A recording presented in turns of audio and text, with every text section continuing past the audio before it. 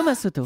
Hier soir, lors de son meeting à Lambersart, Nicolas Sarkozy a dit qu'il voulait que la France profite du gaz de schiste. Bonjour Nicolas Barré. Bonjour Thomas. Voilà comment, en une phrase, le candidat à la présidence de l'UMP a relancé le débat.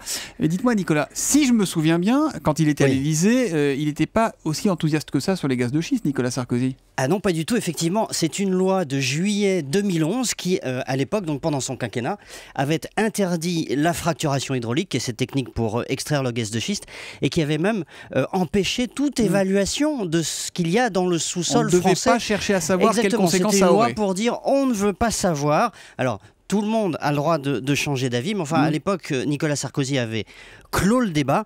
Je note que si on avait commencé à exploiter du gaz de schiste à l'époque, aujourd'hui, la France serait un producteur sans doute important. Alors, vous le dites, tout le monde peut changer d'avis, mais sur le fond, Nicolas, est-ce que c'est vraiment une bonne idée de rouvrir ce débat-là ? Vous savez, qu'on le veuille ou non, le débat est ouvert. Le gaz de schiste est en train de changer les équations économiques.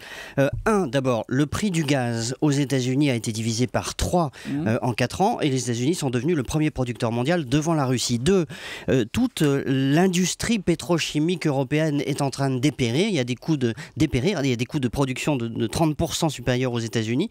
Je rappelle quand même que les industries gazo-intensives, comme on dit, c'est-à-dire qui utilisent beaucoup de gaz, en France, c'est 860 000 emplois. Donc c'est difficile d'ignorer le sujet.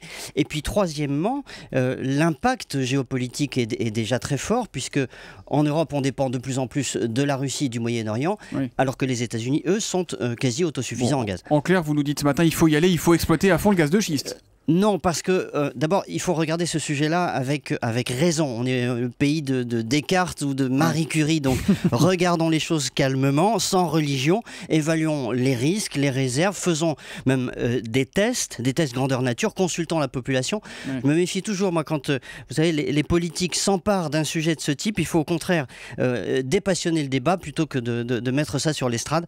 Il faut mettre de la raison dans le sujet. Soyons rigoureux, raisonnons, scientifiques. Encore une fois, faute d'études précises, on ne sait pas si on est assis sur un tas d'or ou si la recherche du gaz exploitable ne ferait pas de cheat. Voilà, l'édito écho de Nicolas Barré, directeur de la rédaction des Échos, c'est tous les matins à 8h10 sur Europe 1. À lundi Nicolas. Bonne journée.